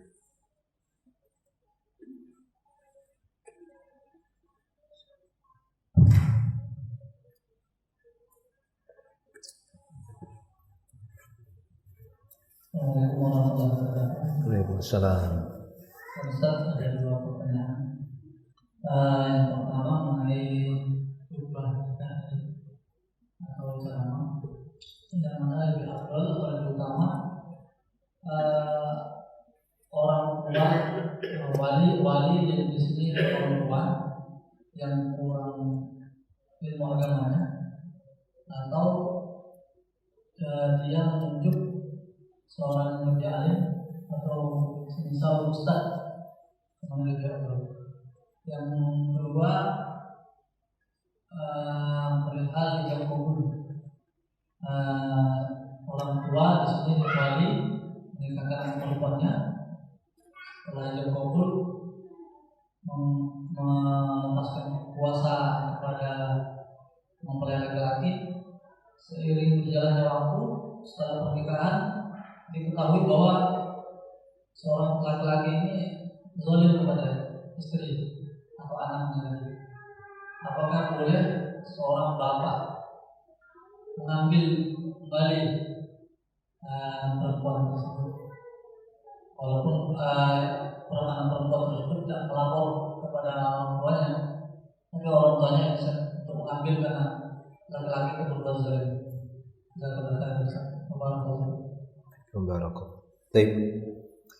Ya, apabila seorang wanita masih memiliki wali yang terdekat, ayah khususnya, ya, ayah biologisnya, ayah senasabnya, ayah kandungnya, maka dia lebih berhak ya untuk menjadi wali saat pengucapan ijab, ya, saat pengucapan ijab. Itu yang paling berhak, paling afdol, bukan ustadz, kecuali bapaknya ustadz. Ya, kecuali bapaknya ustadz. Itu yang paling berhak, yang paling dekat. Kecuali uzur. Uzurnya ini apa? Uzur itu kan semisal yang menghalangi dia untuk bicara. Ya, mungkin lagi kena serang tenggorokan kan gitu kan, sehingga suaranya nggak apa-apa. Walaupun masih kuat dia. Tapi kalau masih bisa bicara, kan ijab itu bicara aja. Ya kan? Dia bicara aja kan seperti itu. Itu yang paling utama. Kalau menurut saya tetap dia. Lalu bagaimana masalah khutbah nikahnya? Bisa dengan tulisan. Kalau ada alasan lagi, oh bapaknya buta huruf kan begitu kan? Ya bisa diajari sebelumnya. Apa yang harus dia ucapkan? Nggak harus khutbah nikah. Kan tadi dikatakan khutbah nikah ini hukumnya sunnah. Tapi wali yang paling dekat itu lebih kuat. Ketika terkumpul, tergabung kan begitu kan beberapa hal, maka yang paling kuat, yang paling dekat itu kita utamakan. Ya, khutbah hajahnya itu tidak berkaitan dengan keabsahan, enggak. Kata-kata dalam ijab juga diringankan oleh syariat, nggak harus bahasa Arab kan gitu kan, dengan bahasa-bahasa yang bisa difahami. Masa nggak bisa dia mengatakan saya nikahkan kamu sama anak saya cuma bisa bilang gitu aja, kata dia gitu. Tapi udah saya serahkan ini anakku ini sama kamu. Ya, kayak bapak saya dulu menikahkan kakak saya begitu. Ya, sama dari KUA-nya kan di situ kan. Saya bilang sudah saya katakan sama KUA-nya, Pak, Bapak pencatat aja kan begitu. Biar bapak saya nikahkan kakak saya ini. Oh iya, catat, sudah semuanya silahkan nikahkan sama bapak saya. Saya nikahkan kamu dengan anak saya dengan mahar sekian. Gitu kan. Saya terima nikahnya. Sebentar katanya. Udah saya terima gini, ya saya terima nikahnya gini anak bapak dengan mahar sekian. Gimana? Sah kan gitu. Sebentar katanya. Apa lagi sebentar Pak? Enggak nyambung tadi, masih agak terputus katanya gini. Diulangi lagi. Sudah saya serahkan anak saya katanya. Bawa anak saya sudah ini katanya. Kata bapak saya begitu. Bawa aja. Apa lagi ulang-ulang capeknya katanya. 2 malam saya disuruh ngapal ini katanya. Suruh lagi ulang-ulang katanya. Ngomel bapak saya di situ. Oh iya Pak katanya, dicatat aja. Sudah sah katanya. Saya udah kenal dia, udah nih bawa aja anak saya. Jadi jangan menyulitkan orang kan begitu kan? Kan sudah sama-sama tahu, udah ketemu, sudah tahu gitu, udah ketemu keluarganya, udah tahu gitu. Ya dari pemerintah mungkin memastikan ini udah betul, udah kenal gitu, keluarga udah ketemu, itu aja pastikan kan begitu kan? Udah tahu siapa ini wanita, udah sama-sama, udah lihat, sudah kan begitu. Ya sudah saling tukar informasi, udah catat aja kan begitu kan? Kecuali memang betul diwakilkan kan. Jadi jangan ini ya, kita berpikirnya itu keabsahan itu jangan pada itu tadi, tapi gabungkan dulu semua. Yang paling utama itu wali yang paling dekat. Ya, uzur kita katakan uzur syar'i, ya ini secara hukum syariat menghalangi dia untuk melaksanakan kewajibannya. Kan dia paling wajib, bapaknya sendiri kan begitu. Ya, kecuali uzur itu maksudnya uzur syar'i. Sering kita mengatakan uzur syar'i, yakni menurut hukum syariat dia terhalangi untuk melakukan kewajibannya karena kewajiban dia menikahkan anaknya. Ya, kita gitu laki-laki uzur syar'i ke masjid. Ya ini kan perkara-perkara hukum syariat kan begitu, bukan kita buat-buat. Apa itu hujan kan begitu, boleh nggak ke masjid? Itu uzur namanya. Kalau kita buat misalnya siram-siram air di atas itu kan tuh buat-buatan kan gitu kan. Hujan katanya di atas rumah saya, rumah orang kan enggak begitu. Ya itu nggak bisa dibilang uzur syar'i, nggak bisa buat pura-pura sakit, nggak bisa. Betul-betul sakit yang menghalangi dia, nggak bisa dia ke masjid. Sakit kepala misalnya gitu, sakit gigi, ya yang dia, aduh gini-gini tangannya, ya ngapain dia sholat ke masjid begitu kan? Nanti dipukulnya pula temannya sebelah. Gara-gara kesenggol kan sensi sekali kan? Katanya gitu. Itu uzur. Betulkah atau tidak kan gitu uzurnya dia. Kadang kita dapati walinya ayahnya uzur. Saya tanya apa uzurnya? Kurang bisa mengucapkan itu. Ya saya pahami bisu mungkin. Ya kan? Saya pahami bisu kali. Ya sudah cari yang terdekat lagi kan begitu. Kakeknya.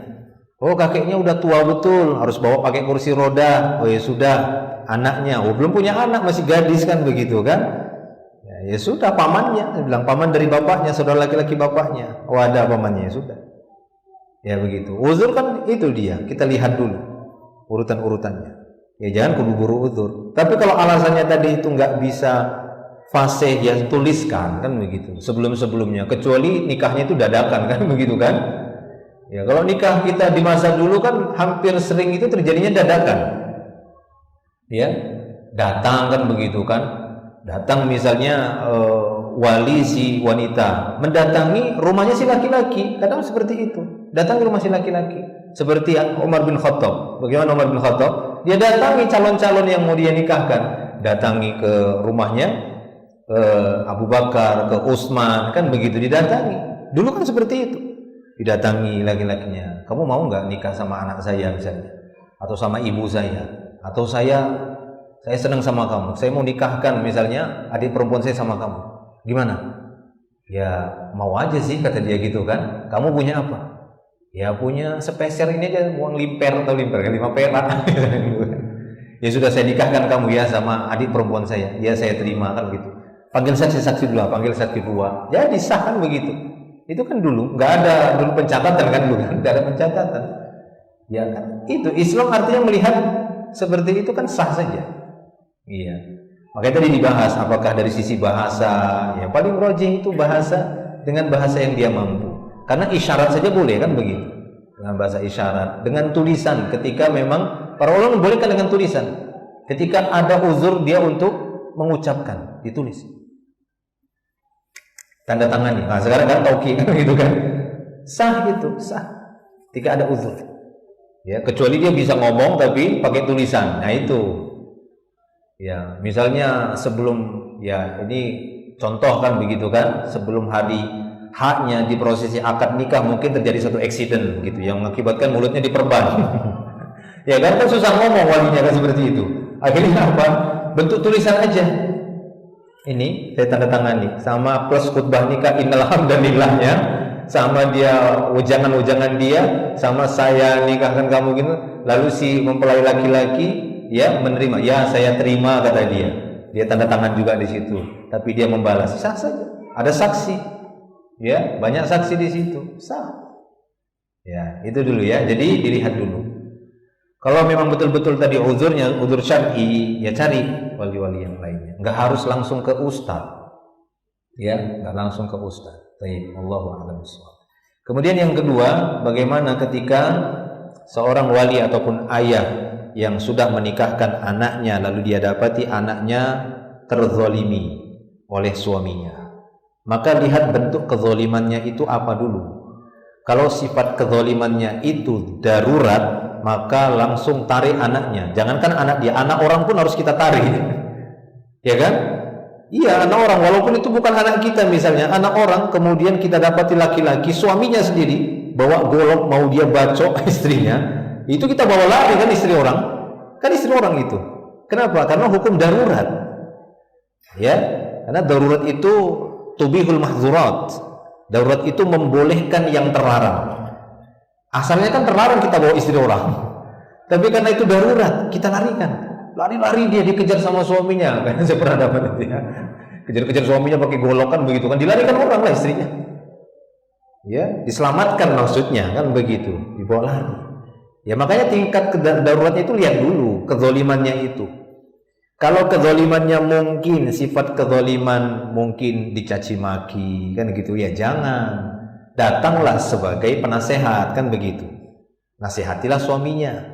Karena itu kan anaknya juga, mantunya kan begitu. Nggak boleh seorang suami itu mencaci maki, mencela ya istrinya, nggak boleh. Atau sebaliknya, istri juga nggak boleh mencela, mencaci maki suami, sama-sama keduanya nggak boleh. Tapi ini kan pertanyaannya suami yang menzalimi. Dilihat dulu apa jenis kezalimannya. Kalau dia kezalimannya yang sifatnya darurat, maka nggak apa-apa dia bawa. Misalnya apa kezalimannya? Tiba-tiba murtad suaminya, walau bawa lari sudah anaknya. Ambil anaknya langsung bawa lari, nggak apa-apa. Ya, murtad suaminya. Misalnya, ambil anaknya langsung, proses, pisah, fasakh, ajukan ke pengadilan untuk pisah. Karena secara hukum agama juga udah putus ketika suami yang murtad. Ya, misalnya itu. Jadi lihat dulu ya tingkat daruratnya, tingkat kezalimannya. Kalau dia kezalimannya itu masuk hukum darurat yang harus nggak bisa ditolak lagi pada waktu itu, harus kita ambil bawa larilah bahasanya, kita selamatkan, maka langsung ambil. Ya, mau ayahnya atau orang lain ambil. Boleh. Karena hukum darurat ini berlaku pada siapa saja yang mampu menyelamatkan itu. Tapi kalau pada bentuk kezaliman yang tidak sampai pada perkara itu, maka datanglah dengan memberi nasihat. Tayyib, wallahu a'lam. Bukan datang langsung ngambil, bukan.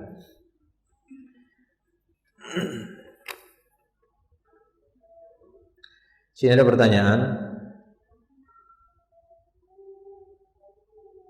Apa ini? Panel menikah yang bisa panel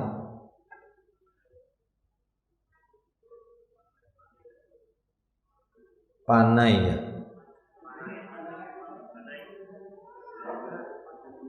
Pemnal.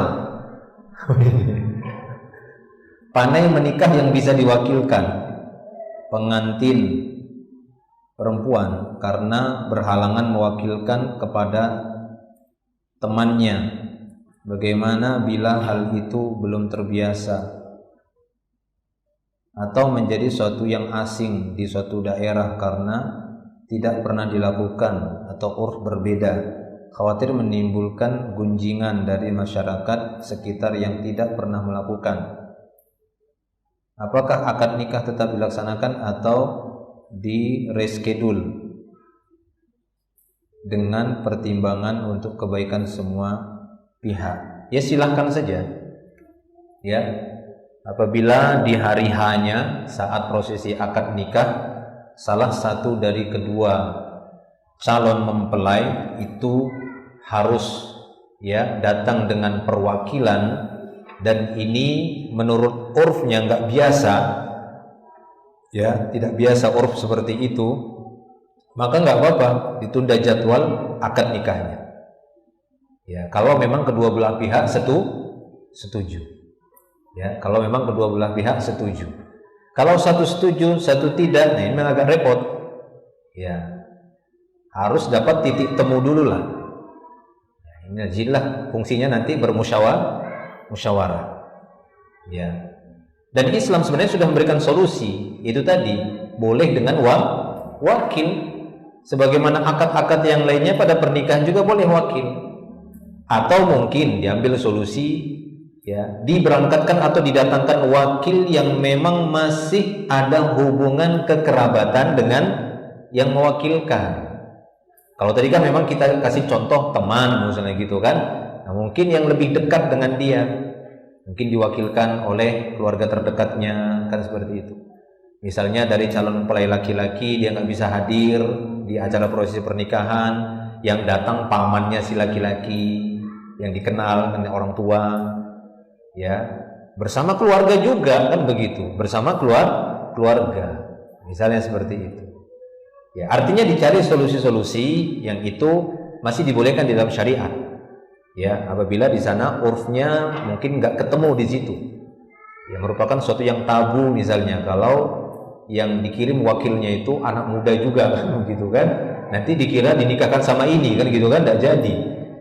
Ya, makanya ada kemarin cerita semenjak kisah itu saya nggak mau diajak nemenin untuk melamar atau nazor sama ikhwan kan begitu. Ustaz bisa nggak temani?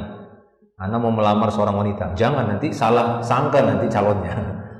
Nanti yang mana yang mau nazor saya kan begitu kan? Yang mana mau melamar saya?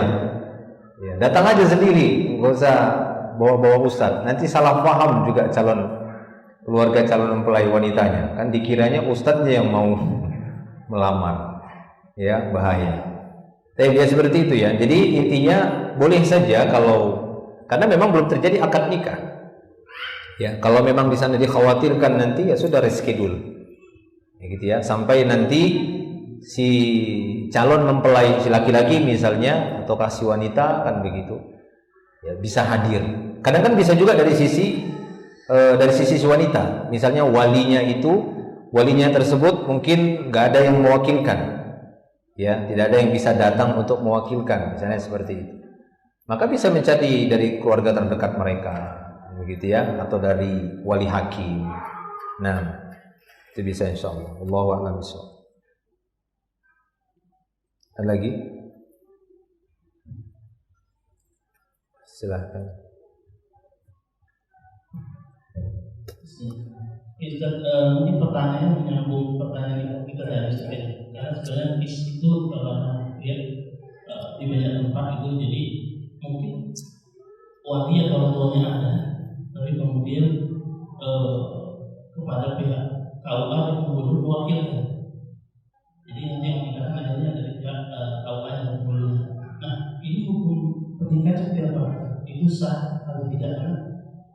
Walinya ada diwakilkan situ bisa ngomong, cuman mungkin karena di masyarakat itu di luar pernikahan itu sesuatu yang sakral, jadi butuh pengucapan yang fasih seperti itu. Itu mungkin pertama hukumnya jadi sah atau tidak. Kemudian yang kedua kan, ya cerita Ustaz tadi mungkin ada yang juga punya cerita. Ini case-nya sama kan, kalau di kita itu sekarang untuk saksi itu kan ditentukan dengan pihak perempuan siapa, kita laki-laki siapa saksi, walaupun sebenarnya jamaah yang hadir bisa jadi saksi.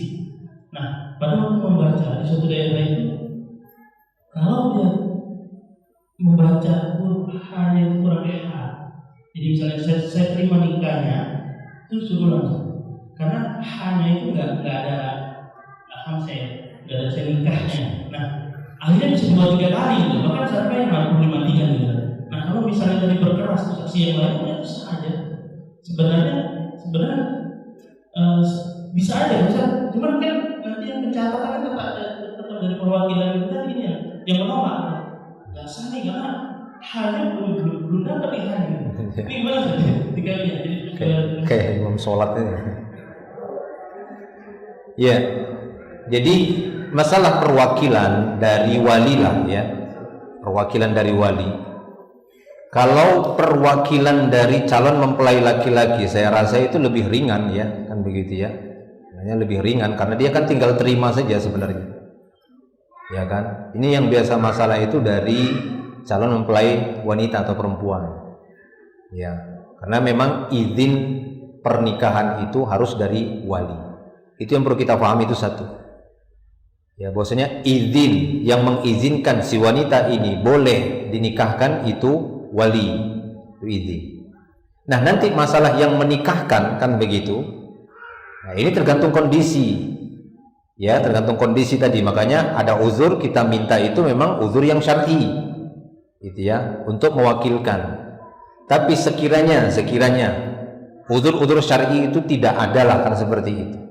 Hanya sebatas uzur tadi masalah kefasihan saja, sehingga si wali yang aslinya atau ayah si wanita sendiri itu mewakilkan seperti kepada sultan gitu ya, kepada dari pihak KUA, maka bagaimana tentang keabsahan pernikahannya itu sah saja. Para ulama mengatakan perwakilan seperti ini ya sah saja kalau memang si wali menyetujuinya, memang meminta dia sebagai wakil, apalagi dia memang dari perwakilan sultan kan begitu ya, penguasa. Nah, yang sering saya tolak itu yang diminta gitu ya, karena saya nggak ada hubungan sama pengurus negara gitu ya. Ya, bukan di kantor agama juga saya kan gitu. Itu sah-sah saja. Cuma yang sangat kita sayangkan tadi itu terburu-buru mewakilkan. Padahal dia bisa kan, ini sayang, sangat disayangkan. Seharusnya kan dia yang lebih utama, ayah sendiri. Dan Islam juga nggak memberatkan begitu. Tinggal nanti sejauh mana kita bisa mensosialisasikannya. Sebenarnya segitu. Sosialisasi kita itu kurang. Ya, saya dulu beberapa kali ngurusin pernikahan yang masih keluarga saya. Itu saya datangi rumah KUA-nya. Bertamu saya ke rumah KUA-nya. Iya. Jadi saya bicara, Pak, dialog gitu. Ini ada prosesinya itu ada mungkin beda dengan persepsi pandangan Bapak. Nah gitu. Nah gimana katanya. Ya. Nanti kita pengennya tuh begini. Dari Bapak gimana? Oh ya, kita ikut aja. Ya. Karena kita sebenarnya mencatat, begitu jawabannya. Itu tugas kita tuh mencatat, memastikan. Oh ya sudah, kan begitu. Ya kan seperti itu. Ya, nanti saya jawabkan orang tua yang ini, ya sama seperti kakak saya itu, saya datang ke rumahnya. Ya, cuma mungkin waktu itu saat pembicaraan nggak tersentuh masalah satu nafas itu. Jadi dia sedikit interupsi kalau begitu kan, ngamuk bapak saya. Saya 2 malam ngapalinya, disuruh ulang lagi, capek katanya. Ya lebih bagus seperti itu, datangi dulu. Kan biasanya kan sudah kalau kita melaporkan ke pihak KUA itu akan disebutkan siapa yang akan diutus nanti. Kalau sekarang di Balikpapan itu sekarang harus ketua KUA-nya, kepala KUA yang harus datang langsung, nggak boleh ngutus. Jadi kepala KUA sekarang turun langsung di proses akad-akad nikah. Yeah. Kenapa saya tahu ya karena berapa kali kan begitu kan ngobrol sama mereka kan begitu. Iya, jadi ya itu. Ya. Ada juga pengalaman teman-teman itu seperti teman di Surabaya pernah cerita begitu, dia datangi KUA karena mereka itu pengen acaranya itu begini. Kata dari KUA-nya ini bukan ingin merendahkan pihak KUA-nya. Nggak apa-apa terserah, yang penting pembayaran tetap lunas. Canda sih kan seperti itu. Artinya bisa saja gitu ya. Kalau kita nggak ada cerita berarti mereka menganggap ini sudah sama seperti pemahaman mereka, perspektif mereka. Tiba-tiba mereka dipotong di acara itu, ya kecewalah mereka juga. Gitu loh, kan begitu.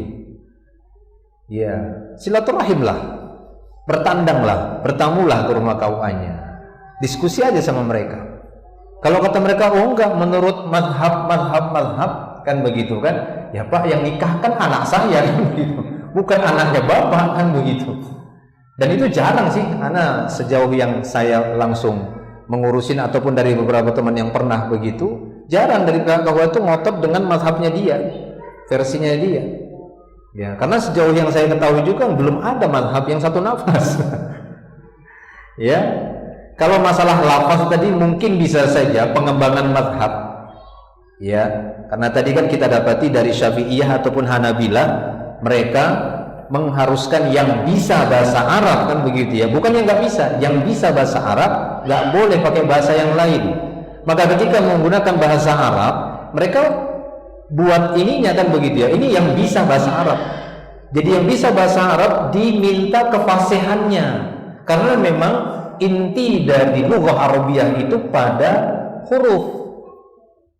Iya, berbeda saja kan, berbeda itu beda maknanya. Sama seperti kita baca Quran misalnya.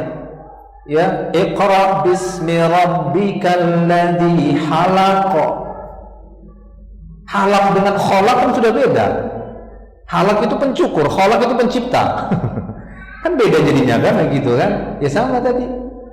Mungkin hanya itu nggak fasih kan begitu. Ya, dan ini huruf-hurufnya itu yang bisa bahasa Arab. Sekiranya itu benar-benar yang bisa bahasa Arab pun tergelincir, itu sebenarnya sah saja. Kenapa? Karena segala sesuatu itu dihukumi niatnya. Ya, al-ibrah itu bukan pada lafaz, tapi pada maqasidnya. Kan begitu kan? Orang salah mengucapkan kan begitu, tapi yang diinginkan hatinya ini kan begitu, yang dituju ini. Maka yang menjadi tolak ukur yang mana? Apa yang dia niatkan. Nah seperti itu. Itu belum tinjauan sana lagi kan begitu. Artinya jauh lah. Kalau dia mau bahas dari masalah kefasihan, apalagi tadi yang ditanyakan, dia pengucapannya bahasa Indonesia, hukumnya bahasa Arab. Saya nikahkan. Ya lucu lah begitu, nggak nyambung, ya kan? Saya nikahkan harus begitu, ya kan begitu? Ya enggak kan begitu, enggak sampai seperti itu. Namanya memberikan satu aturan, ya, tapi pakai hukum yang lain kan begitu, yang dia nggak masuk kategori sana, itu jauh jadinya. Ya, maka ya kembali tadi kepada kemudahan, inna dina yusrun. Yang penting substansi dan esensi dari akad pernikahan itu sudah sama-sama tahu semuanya, sama-sama ridho dan terpenuhi tadi itu. Ya, demikian. Wallahu a'lam bishawab. Apa itu yang kedua? Sudah ya? Oh sudah ya. Ada lagi mungkin? Sudah cukup? Ada?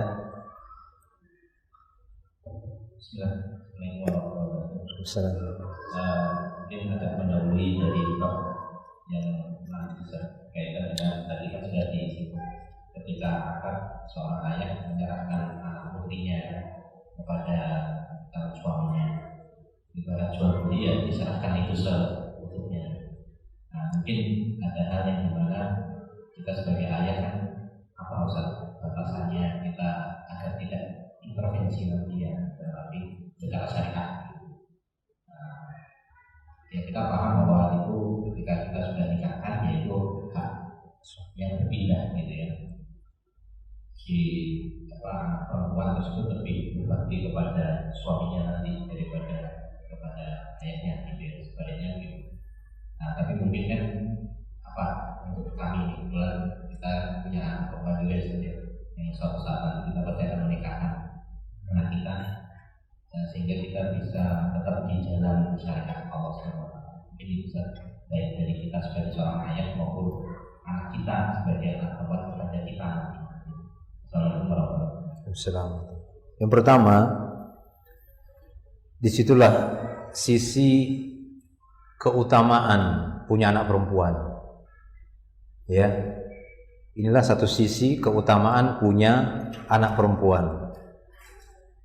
Bagaimana orang tua, kedua orang tuanya atau ayah dan ya seorang ibu. Makanya seorang suami itu harus paham juga. Ya, dia mengambil sesuatu yang orang lain yang nyiapkan bertahun-tahun. Ya kan, cuma 100.000 mahar misalnya. Ya, cuma dengan nilai berapa juta kan begitu. Yang nyiapkan itu orang tuanya bertahun-tahun dari bayi, ya kan.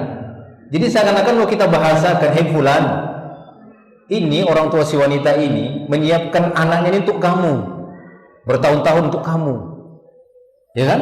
Nah maka di situ bagi kita seorang suami, makanya Nabi SAW itu kan memberikan nasihat-nasihat kepada para suami itu kan nasihat-nasihat supaya menyayangi mereka kan gitu kan, asyiruhunna bil ma'ruf, pergaulah mereka dengan cara yang baik, ini dinasihati para suami itu, jangan sampai menzalimi mereka, menelantarkan mereka dan seterusnya.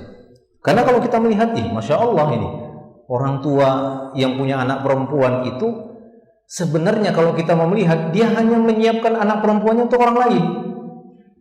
Beda sama anak laki-laki tadi. Kalau anak laki-laki itu orang tuanya tetap, ya kan, untuk orang tuanya, bukan untuk istrinya dia. Ketika seorang orang tua itu membesarkan anak laki-lakinya itu bukan untuk istrinya, tetap untuk orang tuanya itu. Maksudnya untuk muamalah duniawiyah gitu ya, tetap untuk orang tuanya. Kemari kamu nak, kemari. Tinggalkan istrimu, tinggalkan. Iya gitu. Itu ayah orang tua dari laki-laki. Kalau orang tua dari anak perempuan itu Masya Allah. Jadi seakan-akan kalau bahasanya itu seorang laki-laki udah tahu siapa calon istrinya dari kecil, seakan-akan dia bilang, Pak, Ibu, beresin tuh ya. Ya kan, seperti itu kan, bereskan ya, kan begitu. Nanti di umur 20 sekian ku ambil, karena seakan-akan seperti itu. Ya, jadi sebagai suami tahu diri juga lah, gitu ya. Sudah mengambil anak orang lain kan begitu, sudah mengambil anak orang lain. Maka ya pergaulah dengan baik, itu satu. Yang kedua, memang kita nggak bisa buat apa-apa. Ketika udah kita serahkan, ya udah. Itulah pahala besar di sisi Allah Subhanahu Wa Taala. Anda bayangkan berapa miliar itu habis dari dia keluar oe itu berapa miliar? Hitung coba.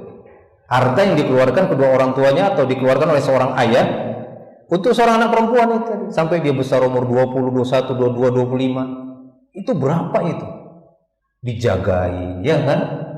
Dipelihara, diajarin, bukan suami yang ngajarin. Si laki-laki ini dapatnya udah jadi, udah tinggal dinikmatin aja, udah tinggal dipeluk, dicium, ya kan? Udah pinter ngurus rumah tangga, udah bisa nyuci gitu. Ya enggak? Kan beda coba. Bayangkan kita kalau misalnya disuruh buat mesin cuci, kita ngerakit sendiri, susah apa enggak? Susah. Kan lebih enak kan beli kan begitu kan? Jadi beli jadi, ya kan begitu. Nah ini harus kita pahami juga sebagai laki-laki.